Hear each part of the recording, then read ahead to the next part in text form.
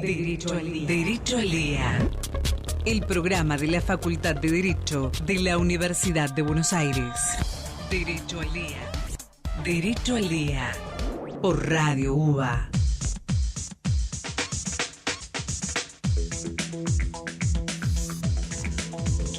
Buenas noches. Empezamos así el programa de la Facultad de Derecho, en el cual todas las semanas invitamos a algún docente o investigador de nuestra casa para hablar de cuestiones de actualidad y temas vinculados a las investigaciones que realizan nuestros profesores, nuestros investigadores.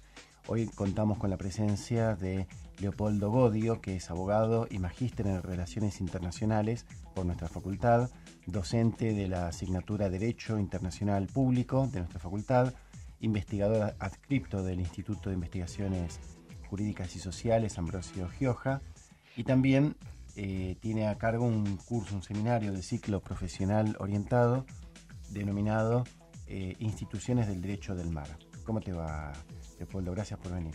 Bueno, muchas gracias a la producción de Derecho al Día y bueno, muchas gracias a Juan y al doctor Vergara también por la invitación.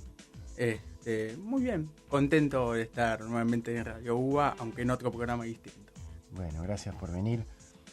Tu materia se llama Instituciones del Derecho del Mar. Es Instituciones de Derecho del Mar. Ah, de Derecho del Mar. Sí. ¿Cuál sería la diferencia? Ninguna, es para no repetir day. Ah, perfecto. ¿Y cuál es el tema? ¿Cuál es el eje? ¿Cómo podrías decir que se compone el contenido principal de esta materia? No te pido que me desarrolles el programa completo de la asignatura, pero los puntos centrales más salientes. Bueno, en verdad es una materia nueva, se está dando por primera vez este segundo cuatrimestre. Se la propuse a mi titular de cátedra, la doctora Liliana Castillo, el año pasado, al advertir que no había ninguna materia que analizara específicamente a la Convención de las Naciones Unidas sobre Derecho del Mar en 4 meses. La verdad es que es un punto en todos los programas de Derecho Internacional Público que la mayoría de los docentes conversando advertí que le dedicaban 1, 2 y algún aislado 3 clases. Porque la verdad es que es muy completa y hay muchas cosas que quedaban sin tratar. Algunos profesores de marítimo de la facultad me comentaron que alguna cuestión podían llegar a analizar. Entonces le propuse a mi titular desarrollar el programa, los objetivos, las estrategias, y es analizar la convención completa, 4 meses, con los distintos espacios marítimos, los sistemas de solución de controversias, la investigación científica marina, con la idea obviamente de que el alumnado se vea interesado el día de mañana en el ejercicio de la profesión o como una futura línea de investigación académica también. Entonces básicamente hasta ahora el éxito está porque no se fue nadie. Claro, pero la Convención sobre el Derecho del Mar, ¿por qué no nos explicas un poco de qué se trata, qué clase de instrumento es, cuándo se sancionó? Bueno, la Convención de Derecho del Mar es un tratado multilateral negociado en el ámbito de las Naciones Unidas entre los años 1973 y 1982. Fue probablemente, si mal no recuerdo, la convención que más tiempo de negociación tuvo, o sea, prácticamente 10 años calendario, y intentó poner fin a una serie de falta de acuerdos entre los estados sobre justamente las cuestiones de los mares y los océanos, que no tuvo precedentes antes. De hecho, la duración de toda esa tercera conferencia se explica por un método que utilizaron los estados al negociarla, que fue el consenso. O sea, no se trató de votar y aprobar cada artículo con un voto la mitad más uno o una mayoría grabada, sino que todos los estados debían estar de acuerdo, todos, con el texto. Entonces, y eso implicaba que se negociaba la convención como un paquete en el que ninguno de los temas estaba terminado hasta que todos los temas estaban terminados. Entonces por ahí avanzaban en un tema, negociaban, llegaban a un acuerdo, empezaban otro y un estado decía, bueno, pero yo cedí mucho en un tema anterior, quiero que me reconozcan otra cosa. Bueno, se modifica un poquito esto para que salga esto. Te hago una pregunta, Leopoldo. Los países esto me imagino que estás hablando de la Organización de Naciones Unidas, donde se debaten las convenciones, pero los países cuando discuten ahí, discuten en términos de igualdad, cada país vale un voto, yo sé que formalmente sí, pero o hay algún tipo de diferencia en cuanto al poder de negociación en base a la injerencia que tengan los países en el mar, porque no todos los países tienen ni acceso al mar y no todos los países tienen igual acceso al mar. No, por supuesto. A ver, desde el punto de vista de los estados, obviamente todos tienen el mismo poder de negociación. Por supuesto, justamente en esa conferencia hubo un grupo de estados que se juntaron para tratar de compensar esa falta de acceso al mar. Por ejemplo, no sé, Bolivia, Austria, Suiza, que no tenían salida al mar, otros que tenían unas costas reducidas o que formaban parte de mares semicerrados, como Alemania y Países Bajos. Entonces, todos esos estados, cuando negociaban con el consenso, decían, bueno, nosotros vamos a dar beneficios a los demás en otros espacios, pero queremos que nos reconozcan algo más conveniente para nosotros. Entonces se les dio otro tipo de regalías en otro tipo de partes de la convención, o sea, se les compensó con otras partes, o se les reconoció otros intereses, por ejemplo, en materia de navegación, o en materia de investigación, o respecto de los fondos marinos. Entonces, desde eso se les trató de compensar esa desigualdad inicial geográfica que tenían al principio. Perdóname la ignorancia, ¿no? Pero ¿cómo, si yo soy Bolivia o soy Suiza y no tengo acceso al mar, cómo me pueden compensar dándome alguna liberalidad respecto a lo que pasa en el fondo del mar? Bueno, justamente en la parte 11 de la convención se reconoció a los fondos marinos, más allá de las jurisdicciones de los estados costeros, como el patrimonio común de la humanidad. Entonces, ese patrimonio común de la humanidad se iba a distribuir entre todos los estados, y ahí hay una serie de porcentajes que correspondía a cada uno. Los estados no ribereños y los que tenían mares cerrados o semicerrados tienen un porcentaje mayor que, por ejemplo, Argentina, Brasil, Estados Unidos. Entonces, este tipo de acuerdos son los que posibilitó también que Bolivia, Austria, Suiza votaran a favor de la convención en su momento. Claro. Y esos países, capaz que esto sale un poco de la esfera tan de análisis legal, pero ¿tienen equipamientos y digamos, una vocación a realizar ese tipo de investigaciones? O sea, barcos, o sea, que tener... yo me acuerdo que en algún momento fue motivo hasta de broma que Bolivia tenía un ministerio de marina.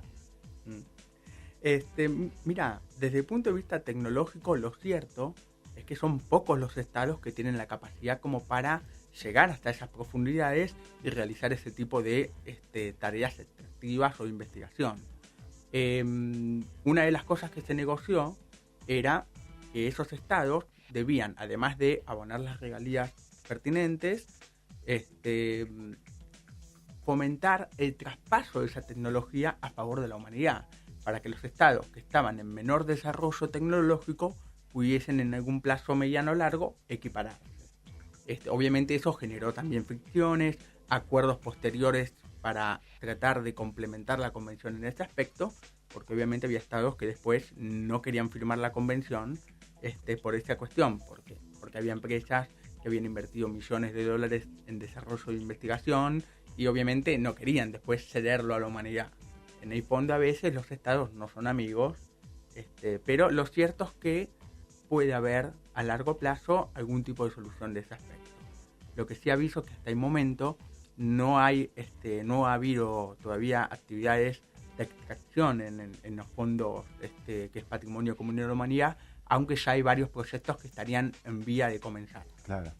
Me imagino que te estás refiriendo especialmente a extracción de petróleo, que es lo más rentable. No necesariamente petróleo, puede haber otros recursos vivos y no vivos, como por ejemplo nódulos polimetálicos, que bueno, ese era uno de los motivos por los cuales pensaba que iba a ser un negocio rentable y hasta ahora todavía no ha demostrado serlo. ¿Y qué pasa respecto del cuidado de ese espacio? Porque bueno, hay acuerdos para distribución de regalías, pero ¿qué pasa cuando se produce, como se ha producido en algún momento, un desastre con derrames de productos o un desastre ecológico? quién es responsable, cómo se gestiona, cómo se tramita esa responsabilidad. Bueno, una de las arreglos que se hicieron en esa conferencia, uno de los acuerdos, fue crear un nuevo sujeto de derecho internacional, que era la Autoridad Internacional de los Fondos Marinos.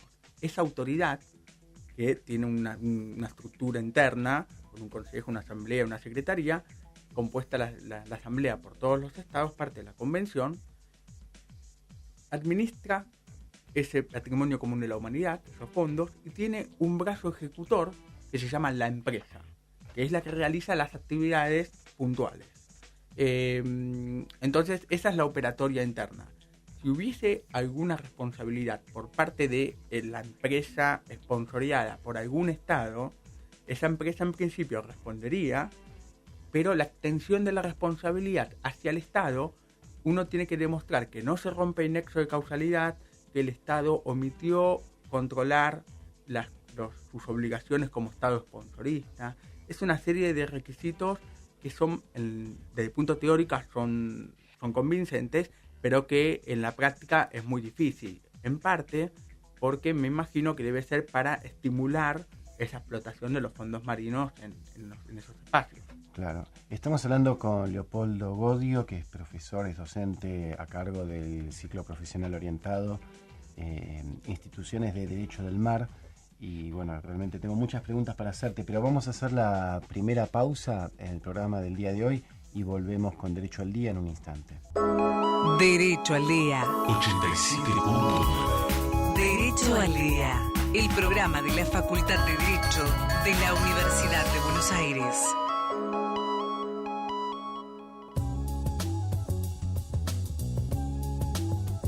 Continuamos en Derecho al Día, el programa de la Facultad de Derecho, hoy con la presencia de un colega y amigo, Leopoldo Godio, docente de la materia del CPO, del ciclo profesional orientado, instituciones de Derecho del Mar. Me interesa mucho lo que estabas contando, Leopoldo, sobre la explotación marina, sobre la investigación y las formas de acuerdo que existen entre las naciones. Pero no te pregunté inicialmente qué tipo de conflictos pueden aparecer y para haber llevado a que los países se reúnan y sancionen una convención de derecho del mar.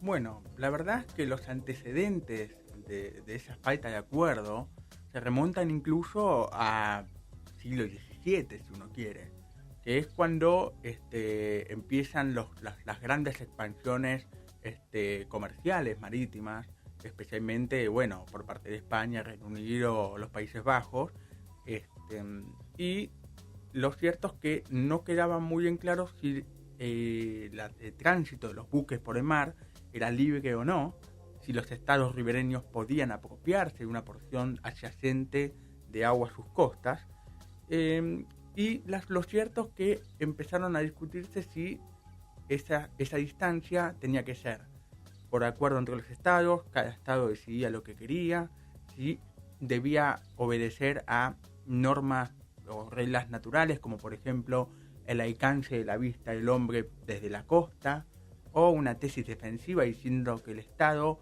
podía apropiarse de las aguas siempre y cuando tuviese la capacidad de defenderlas. Entonces ahí aparece la tesis de la bala de cañón. Entonces uno pone un cañón y hasta donde llega el disparo, hasta esta distancia, el Estado decía, estas aguas son mías.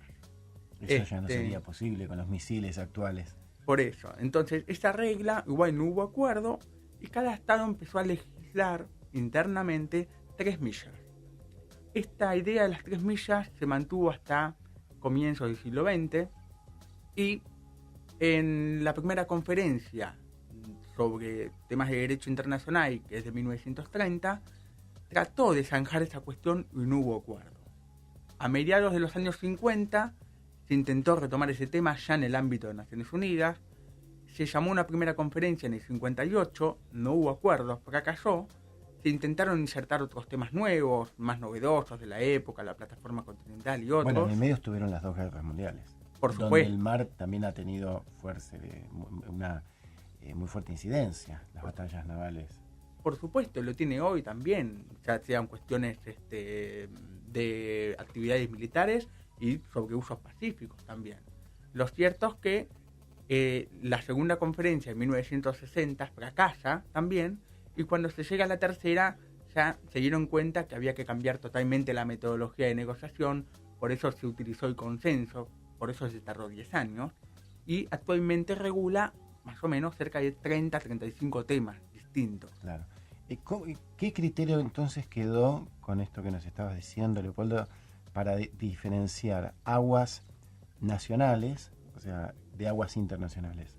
Bueno, lo que se hace ahora, la regulación actual que tiene la convención son, desde las costas del Estado, el Estado tiene hasta un máximo de 12 millas como mar territorial, que es donde el Estado ejerce su soberanía como si fuese el territorio físico mismo, y después tiene una zona económica exclusiva con una distancia desde la costa hasta las 200 millas máxima, y después tiene el alta mar. Eso sería, como apretada síntesis, lo que sería la columna de agua.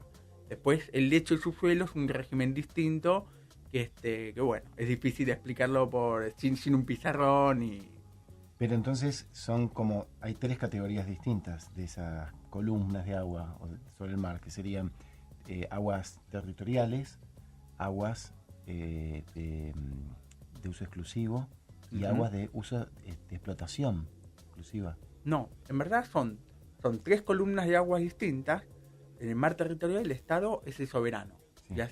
Tiene la soberanía completa. Ah, sí. 12 millas. Hasta las 12 millas. Desde la milla 12 y un pelo, para decirlo así, hasta las 200 uso exclusivo. Es la zona económica exclusiva, donde el Estado tiene derechos de soberanía sobre los recursos, vivos y no vivos. Se hace peces, petróleo, investigación, algunas cosas muy puntuales. Claro. Después alta mar. Y después de las 200 millas el alta mar. Claro. ¿Qué es lo mismo que aguas internacionales? Que es lo mismo que lo que coloquialmente conocemos como aguas internacionales. Exactamente. Entonces, esta disquisición entre espacio de uso exclusivo, es la que lleva, por ejemplo, a los conflictos cuando hay algún pesquero de otro país que sobrepasa ese límite. Claro, el hecho de que un buque pesquero esté transitando esas aguas no significa que esté cometiendo un ilícito. ¿Sí? Lo que no puede hacer es pescar sin permiso. Claro. ¿Sí? Igual hay que ver qué tipo de buque es. Si es un potero que pesca calamar, si por el mero hecho de transitar no hace nada, porque para poder pescar necesita quedarse quieto, encender unas luces, atraer el calamar y ahí sí estaría pescando. Si es un buque rastrero que está parado, el buque rastrero tira una red y entonces para que pueda pescar tiene que ir a una velocidad de 4 nudos, 5 nudos, de ahí uno puede pensar que está pescando, pero si va a 12 nudos no está pescando porque rompe todo, rompe el pescado, rompe la red, entonces hay que ver cada caso puntual. O sea que todo un análisis y un esquema para saber, para poder determinar estos conflictos, por lo cual me imagino que debe ser bastante frecuente esta clase de, ¿cómo te lo llamarías? ¿Piratería? No, piratería es otra cosa. Bueno, vamos a hablar ahora, no nos adelantemos, me estoy adelantando.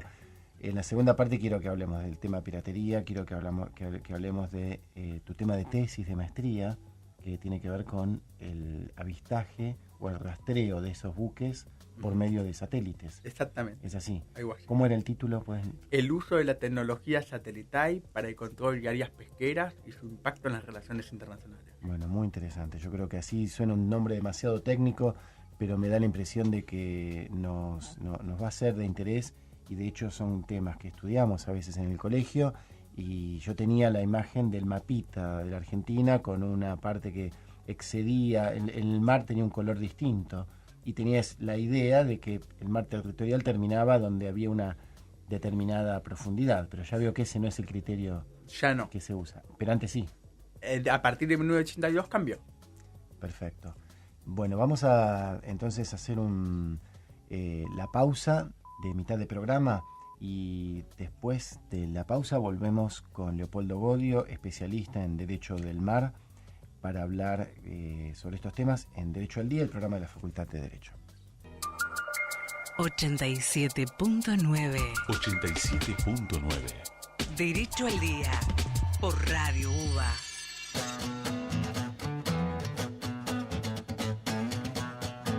Continuamos en Derecho al Día, el programa de la Facultad de Derecho, hoy con la presencia de Leopoldo Godio, docente especialista en Derecho del Mar.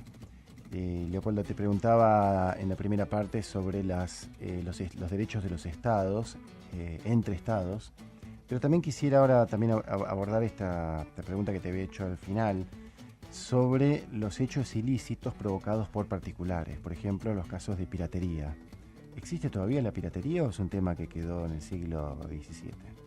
Bueno, la verdad es que la piratería tuvo su auge en un momento, después decayó, y en el siglo XX incluso algunos estados llegaron a eliminar el delito de piratería de sus legislaciones porque era algo poco habitual. Lo cierto es que a principios del siglo XXI, en Somalia empezaron a ocurrir ciertos incidentes de piratería muy graves en el Golfo de Adén, puntualmente, y reactivó el tema de la piratería, académicamente, en la comunidad internacional, en el debate, todo. Entonces, la verdad es que todavía existe. ¿Y es patrimonio exclusivo de este país, de los piratas somalíes? ¿Son los únicos piratas o hay piratas internacionales? No, hay piratas internacionales. Lo cierto es que para que los mismos puedan operar con cierta libertad, requieren de que los estados no tengan mucha presencia de buques destinados a ejercer el poder de policía. Pueden ser buques de prefectura, buques de armada. Lo interesante es que la convención de la que estábamos hablando, de 1982, reconoce a la piratería como un delito de jurisdicción universal. Eso quiere decir que todos los estados pueden combatir la piratería con pocos requisitos, que sea un buque de guerra, con ciertas exteriorizaciones que es un buque de guerra, y que no esté dentro de ese mar territorial de 12 millas de otro estado. Claro, hubo hace poco un estreno de una película protagonizada por Tom Hanks, donde planteaba, creo que el nombre era Capitán Phillips, donde planteaba lo que se presentaba como un caso real, de un caso de piratería contemporánea. Exactamente, está basado en un caso real, justamente en las costas de Somalia, donde piratas somalíes logran capturar un buque de cargamento extranjero y con la intención de obtener una recompensa. En los hechos, hasta más o menos 2009, era muy común en las noticias incluso conocer que piratas somalíes capturaban un buque generalmente petrolero y que por el valor de la carga obtenían como una especie de recompensa por esa liberación, como si fuese un secuestro de un buque. ¿Y eso continúa o hay algún tipo de acción preventiva por parte de la comunidad internacional? La verdad es que a partir de esos incidentes en Somalia, en el Golfo de Adén, en 2007-2008, que fueron los años críticos, en 2009-2010 esa actividad empezó a decaer, gracias a, obviamente, estrategias de los grandes estados que tienen esos buques. Empezaron como a acompañar a los mismos con buques militares, etcétera, y lo que hacían también era una actividad coordinada mediante justamente monitoreos satelitales para saber dónde estaban los piratas, dónde se organizaban, cuándo salían, y entonces interceptaban el camino y lograban proteger al petrolero. Bueno, tu especialidad ha sido justamente el rastreo vía satelital, pero te hago una pregunta técnica. ¿Cómo puede un satélite detectar a un pequeño bote de madera, una lancha? Bueno, eso en verdad depende de la tecnología propia que tenga el satélite. Algunos tienen cámaras de video, otros tienen como unos aparatos como si fuese rayos X, que es una cámara infrarroja. Entonces, si uno tiene un satélite con distintos equipos, cada equipo puede detectar una cuestión distinta. Algunos tienen más definición, otros no funcionan bien de noche. Si hay lluvia o no hay clima, directamente no se puede ver. Depende qué tipo de satélite, uno puede obtener una imagen distinta con una calidad distinta.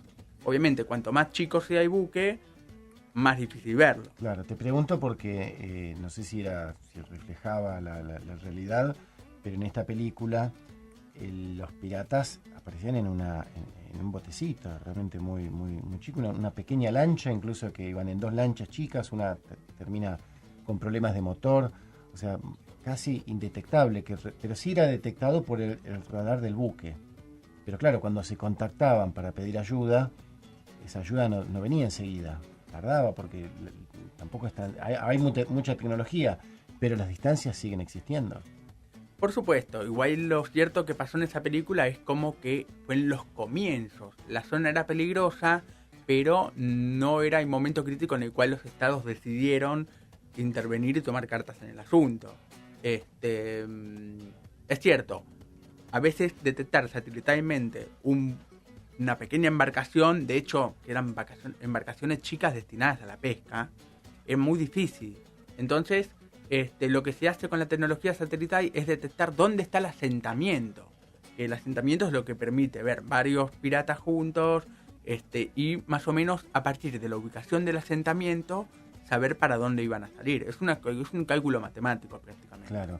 No me voy del tema de la detección a través de radares porque ha sido tu tema de tesis.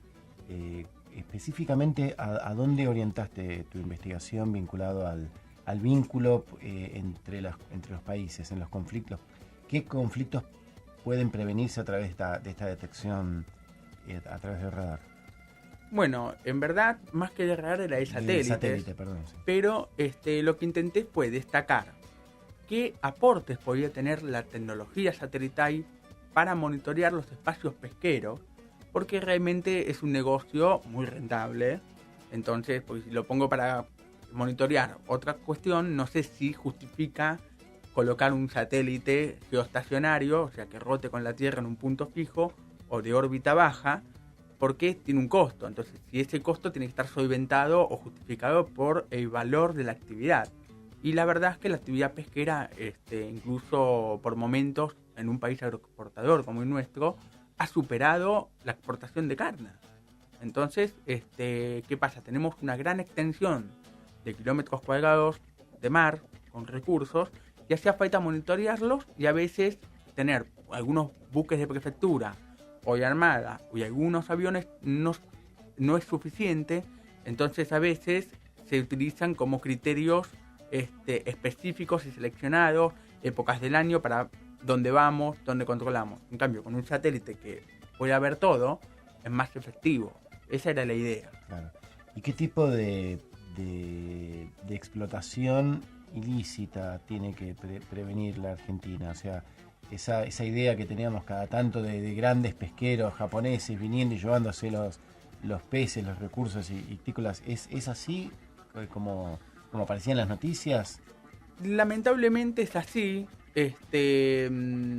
sin ser dramático, pero es cierto, hay buques extranjeros que se dedican a hacer pesca ilegal. Es decir, normalmente pescan fuera de la milla 200, que es alta mar, ahí no hay problema, pero lo que hacen es que cuando saben que los buques de prefectura no están cerca, ingresan dentro de la zona económica exclusiva donde hay más peces, y especialmente la merluza y esas especies que se venden muy bien, pescan y cuando ya saben que está volviendo el buque de prefectura se van. Entonces ahí es como estamos en alta mar. Claro. Entonces eso pasa. ¿Y por qué hay más pesca en estas zonas más cercanas a la costa que en alta mar? En verdad no es que los peces deciden dónde quieren estar, pero lo cierto es que tiene que ver con una serie de confluencias de la misma tierra por las corrientes de agua cálidas y frías que cuando se confluyen, ahí generan bancos de peces. En ese aspecto Argentina es un país muy rico en recursos piscícolas. ¿Y la producción argentina es importante en este aspecto? ¿Es una industria floreciente? ¿Está a la altura de la industria ganadera? La verdad que en valores económicos sí, porque es el pescado, aunque nosotros no lo tenemos muy incorporado en nuestra dieta, se vende mucho, se exporta mucho y pertenece actualmente a más o menos 800, 900 empresas del sector. Eso quiere decir que está muy concentrado, a diferencia de los productos agrícolas ganaderos. Claro. Y esta concentración, pero son empresas argentinas que realizan esto, o está transnacionalizado también. Claro, en verdad está transnacionalizado. Si bien con la Ley Federal de Pesca dispone ciertos criterios, lo cierto es que más de la mitad de las empresas son, de hecho, o por sus accionistas pertenecientes a capitales españoles. Claro. Bueno, es muy interesante. Vamos a hacer la última pausa del día de hoy y continuamos con Leopoldo Bodio en un momento. Derecho al Día. 87.9. Derecho al Día. El programa de la Facultad de Derecho de la Universidad de Buenos Aires.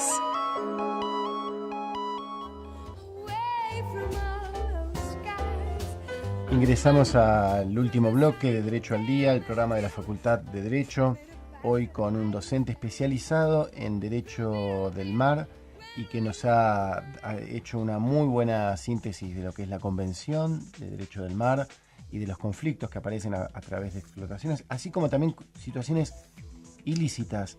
Pero te quiero llevar ahora, Leopoldo, a una consulta sobre la situación que vivió la Argentina justamente con la fragata Libertad. Para los oyentes que no lo recuerdan, se trató de la detención de este buque insignia de la Argentina en Ghana, en un país africano. ¿Por qué no nos contás vos, que seguramente conocés mejor el caso, y nos podés dar un acercamiento de qué pasó ahí? Bueno, es justamente un caso emblema del sistema de solución de controversias que creó esa convención. En los hechos, la fragata, resumidos, sería la fragata ingresa a Ghana, al puerto de Accra, al puerto de Tema, en Ghana, y con una invitación del gobierno. Cuando arriba al puerto, hay una medida de un juez comercial de Accra, que es la capital de Ghana, embargando la fragata. Argentina realiza las protestas diplomáticas porque la fragata era un buque de guerra. Los buques públicos tienen un régimen especial que pertenecen al Estado y tienen inmunidad, y se genera una serie de diferencias de opiniones entre la República Argentina y Ghana, y después Ghana termina reconociendo que la fragata Libertad era un buque de guerra, pero que como la medida había sido adoptada por el Poder Judicial y por la división de poderes, no podía hacer nada con el embargo. Argentina inicia, en virtud del artículo 287 de la Convención, un arbitraje ante la Corte Permanente de Arbitraje, justamente en base al anexo 7 de la Convención de Derecho del Mar, y mientras se está decidiendo quiénes van a ser los árbitros, Argentina le solicita al Tribunal de Hamburgo, que es un tribunal especializado en Derecho del Mar, creado en la misma convención, como medida provisional y temporal, que se garantice la salida de la fragata Libertad y se cumplan ciertos requisitos adicionales para mantener su integridad. Eso fue más o menos en octubre, noviembre de 2012. En diciembre de 2012, el Tribunal de Hamburgo ordena la salida de la fragata por considerar que estaba en riesgo la paz y la seguridad internacional, y porque consideró que la sentencia de Ghana, de ese tribunal de primera instancia, equivalía a que un tribunal utilizara su derecho interno para incumplir una convención internacional, que era la Convención de 1982, que garantizaba la inmunidad de los buques de guerra en sus aguas y en sus puertos. Claro, ¿qué debió hacer el Estado de Ghana? ¿Incumplir la orden del juez? Claro, lo que tenía que haber hecho era, en verdad lo que pasaba es que el tribunal de juez de Ghana lo que tenía que haber hecho era advertir que estaba tomando una medida sobre un bien que era un buque de guerra de propiedad del Estado, de un Estado extranjero, que tenía inmunidad y que no le podía tomar ninguna medida de coacción. Claro. Ahora, porque esto tiene que ver con la actualidad, ¿no? Porque los que pidieron ese embargo no son los acreedores de la Argentina, los denominados fondos buitre. Claro, es la misma empresa que lo que en verdad se trató es que esa medida llega a Ghana a través de un procedimiento habitual de derecho internacional privado. Lo cierto es que había una sentencia en los Estados Unidos y a través de un reconocimiento de otra sentencia, inician una acción autónoma en Ghana, obtienen el reconocimiento de la sentencia en Estados Unidos y la intentan ejecutar en estos tribunales de Accra. Claro. Pero lo cierto es que el juez de Ghana lo podía haber hecho, pero tenía que haber dicho, esto es un buque de guerra, no lo puedo embargar. Claro. ¿Y qué ¿especulaste en algún momento, te pusiste a pensar, o sea, se debatió en el ámbito, en el campo del derecho internacional público y específicamente en el tema del derecho del mar, qué pretendían? Porque realmente ejecutar un buque de esas características no tiene que tener, me imagino que no debe tener un valor de reventa sencillo. No tiene un valor de reventa comercial y menos aún como para cubrir la creencia de ese grupo. Lo que es cierto es que lo que buscaban era hacer una presión simbólica, porque por el símbolo propio que tiene una fragata Libertad para nosotros, tratar de forzar algún pago, aunque sea parcial, el valor de la caución. Pero bueno, afortunadamente, y conforme a derecho internacional, el Tribunal de Hamburgo sostuvo que ese era un buque de guerra y que no se lo podía embargar. Claro. Entonces, de hecho, finalmente, el Tribunal Superior de Ghana, en el año 2013, en septiembre, dictó la sentencia definitiva diciendo que el embargo estuvo mal realizado y que se comprometía a reparar mediante satisfacción. Porque eso trajo costos, me imagino. Exactamente. Bueno, hubo un pedido de disculpas y una garantía de no repetición por parte de Ghana para con la República Argentina sobre el tema. Bueno, y finalmente, estamos cerca del final del programa, pero no puedo evitar preguntarte, a pesar de que no es un tema específico del mar, pero sí tiene que ver con aguas, ¿qué pasa con el tema de las papeleras y el conflicto que está siempre ahí en tensión Argentina con Uruguay? Porque se anunció hace poquito que iba a haber una ampliación de esas papeleras. Bueno, el tema de la famosa sentencia de las pasteras de planta de celulosa, cabe recordar que en verdad Argentina logró que la Corte Internacional de Justicia dividió su fallo en dos etapas. Una etapa de violaciones de fondo al Tratado del Estatuto del Río Uruguay y violaciones de procedimiento. La Corte determinó que Uruguay había realizado 11 violaciones de procedimiento, pero Argentina no pudo demostrar la violación de fondo, que era la contaminación del río. No obstante, autorizó a que Argentina pudiera realizar un monitoreo conjunto de esta situación, de cualquier cambio. Entonces, cualquier incremento que intentara realizar Uruguay sobre la producción de la planta requiere, a través de los canales previstos en el estatuto y en el fallo, el consentimiento argentino, y es lo que Argentina no está autorizando, obviamente por el impacto ambiental que eso generaría. Uruguay amenazó con incrementar esa producción de todos modos unilateralmente, y Argentina amenazó que eso la volvería a llevar a la Corte Internacional de Justicia, y eso Uruguay le ha parado esa decisión, por sobre todo los costos que puede tener en materia de inversiones, seguridad jurídica. Es un costo en el ámbito internacional que es caro. Claro. Bueno, realmente hemos aprendido bastante del tema de derecho del mar, de las convenciones, de las normas que se aplican, de los conflictos que aparecen o que suelen ser más comunes. No quiero terminar la entrevista sin preguntarte si tus alumnos ven en esto una salida laboral o ven algo, solamente una curiosidad, y si se está formando un campo de trabajo en la abogacía sobre esto. Bueno, la verdad es que advierto que a veces algunos alumnos al inicio no saben qué esperar de la materia, pero cuando finaliza se sienten interesados, quieren investigar, escribir sobre el tema, y yo siempre les marco que en la profesión, cuando hay un tema que hay pocas personas que lo manejan, eso permite que uno se pueda destacar y pueda hacer diferencias. Yo siempre les digo, un pesquero o un petrolero detenido en un puerto por día es mucha plata para una empresa. Y si ustedes conocen bien la convención, ese buque puede estar afuera en un mes. Claro. Y si ustedes saben manejar eso, a una empresa le va a generar muchos ahorros de plata. Y eso obviamente es un negocio, como todo.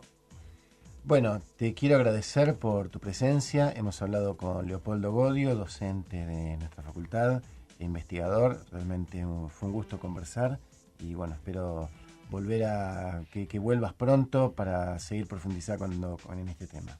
Bueno, muchas gracias a vos, Juan, y a toda la producción del programa. Bueno, a nuestros oyentes, gracias por la atención y será hasta la próxima semana en Derecho al Día, el programa de la Facultad de Derecho. Derecho al Día. 87.9. Derecho al Día, la Facultad de Derecho de la Universidad de Buenos Aires en Radio UBA. Radio UBA 87.9, la radio de la Universidad de Buenos Aires.